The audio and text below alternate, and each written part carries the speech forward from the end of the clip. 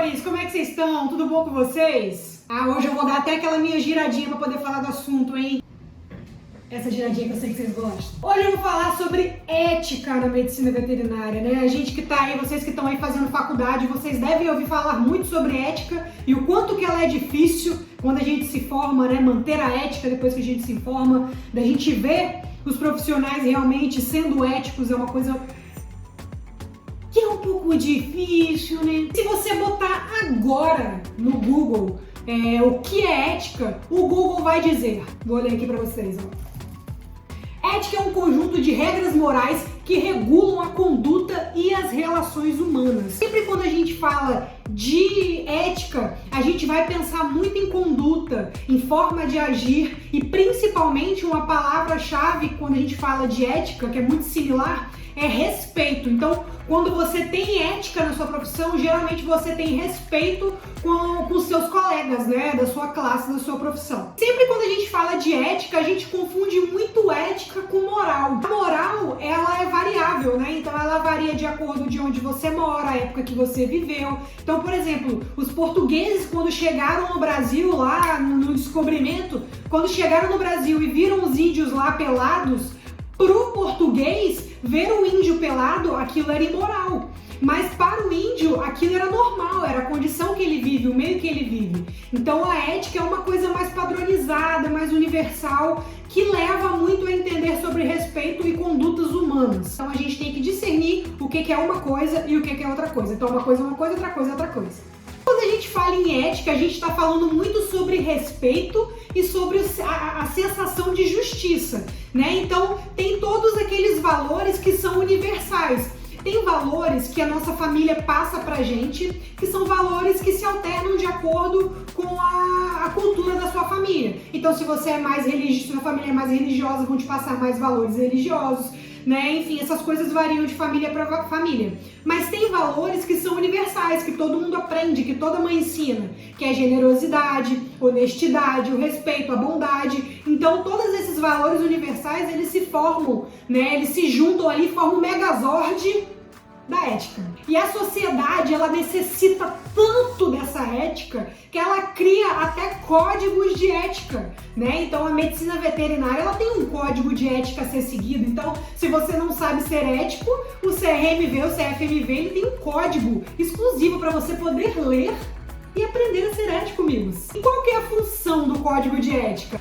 Primeiramente, manter uma boa imagem da classe. Porque vocês não sabem o quanto que é feio, o quanto desvaloriza o médico veterinário, um médico veterinário ser antiético com outro médico veterinário na frente do cliente. O cliente percebe, é feio pra caramba e só minimiza a classe dos médicos veterinários, tá? Então, assim, por questões de valorização da classe como um todo, ser ético traz muito benefício. Outro fator é gerar uma boa convivência entre os colegas, né? A gente não consegue crescer como médico veterinário se sendo uma ilha, né? A gente precisa de outras pessoas, a gente precisa do colega, a gente tem que ajudar o colega para poder ser ajudado também. Então, se a gente segue as normas e os códigos de ética, a gente consegue viver bem em sintonia ali com os outros colegas médicos veterinários, trazendo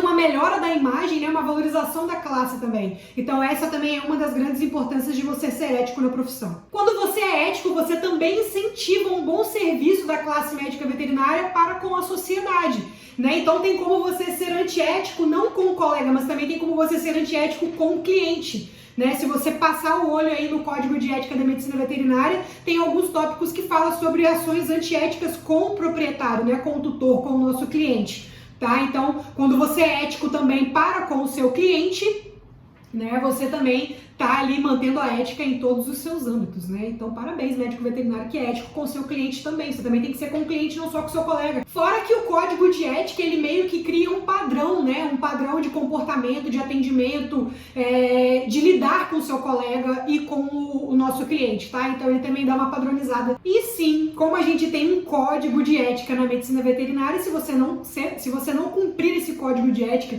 se você não andar na linha, você pode sofrer processo ético aonde?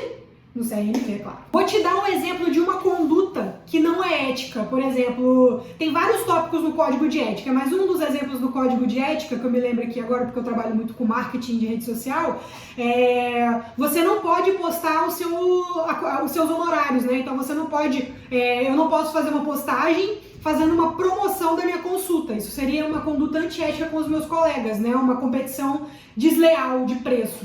Então eu não posso postar o valor dos meus honorários nas redes sociais, por exemplo, para poder atrair cliente. Um exemplo de conduta antiética com o seu cliente, por exemplo, você perceber que o seu cliente tem pouco conhecimento, baixa escolaridade e você se aproveitar disso para poder cobrar mais, para poder passar exame a mais, né, coisas que não tem necessidade só para conseguir ter um retorno maior financeiro daquela consulta. Isso é ser antiético, chega a ser óbvio falar. Mas o óbvio também precisa ser dito na vida, né, amores? Então tá lá no código de ética que você também não pode, né, passar por cima do seu cliente nesse sentido. Então você que é médico veterinário, você pode cometer, né, uma infração ética aí de uma forma passiva ou de uma forma ativa. Como que é ser antiético de forma ativa? Quando você tem a iniciativa de cometer esse ato antiético. Por exemplo, você está atendendo um cliente que acabou de vir de um procedimento cirúrgico feito por outro veterinário e você começa a botar defeito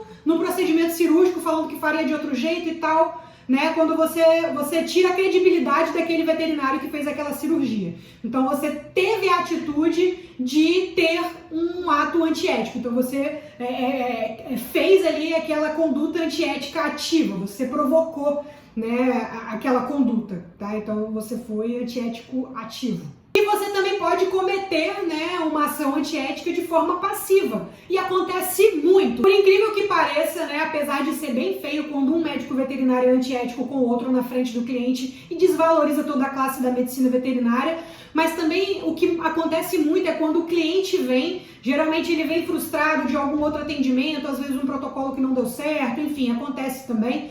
E ele vem frustrado de outro veterinário e ele começa a descer a lenha para você sobre o outro veterinário.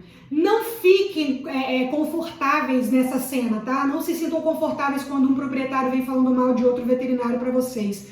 Se ele tá falando mal de outro veterinário para vocês, muito provavelmente você será outra vítima, tá? Então, quando ele for em outro veterinário, provavelmente ele vai falar mal de você também, porque é uma conduta repetitiva. Dificilmente isso vai acontecer só uma vez, só com aquele veterinário, com você vai ser diferente, tá? Então, a gente tenta botar em panos quentes quando isso acontece. Então, se algum cliente vem falar mal de outro veterinário com você, pelo menos isso quando é comigo, eu tento falar bem daquele profissional, tento mostrar que às vezes acontece, enfim, tento normalizar aquela situação e deixar a pessoa bem desconfortável de estar falando mal de outro veterinário na minha frente, né, gente? Porque as pessoas só tratam a gente da forma como a gente deixa que elas tratem, né? Então a gente dá uma brecada nisso daí. Enfim, eu gostaria que vocês entendessem a importância, né, de ter condutas éticas no exercício da profissão. Isso fortalece, né, a nossa profissão como classe, fortalece a gente como profissional, a gente acaba sendo bem visto em relação à sociedade, porque é muito feio a gente ver um profissional sendo antiético,